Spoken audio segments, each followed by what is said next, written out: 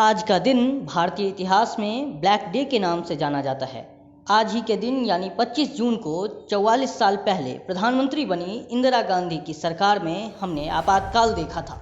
यह आपातकाल 21 महीनों तक लगा रहा, 25 जून 1975 से 21 मार्च 1977 तक। आज के दिन ही रात्रि को उस समय के राष्ट्रपति फखरुद्दीन अली अहमद ने आपातकाल घोषणा की अनुमति दी थी।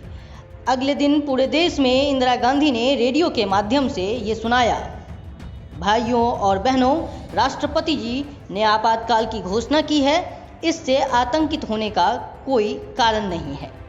क्या हुआ था आपातकाल में? नागरिकों के मौलिक अधिकारों को आपातकाल की घोषणा के साथ ही सस्पेंड कर दिए गए थे।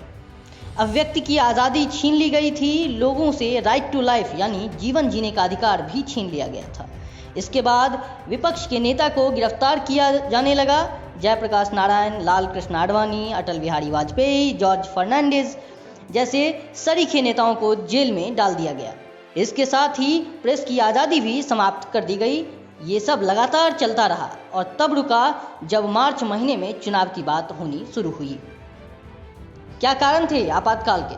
1971 में इंदिरा गांधी के चुनाव जीतने के बाद उनके उस वक्त के विपक्षी राजनारायण ने इंदिरा गांधी के चुनाव जीतने के लिए गलत तरीकों के इस्तेमाल को लेकर इलाहाबाद हाई कोर्ट का रुख किया।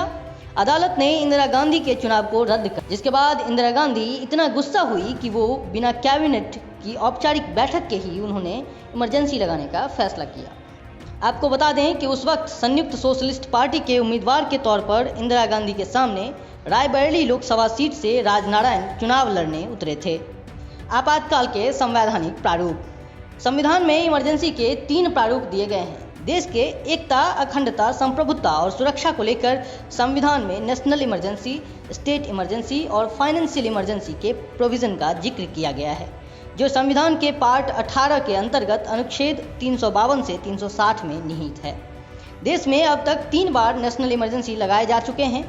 पहला भारत चीन युद्ध के समय, दूसरा भारत पाकिस्तान युद्ध के समय, तीसरा आज का दिन था जब इंटरनल क्राइसिस के कारण इंदिरा गांधी ने आज के दिन ही इमरजेंसी की घोषणा की थी।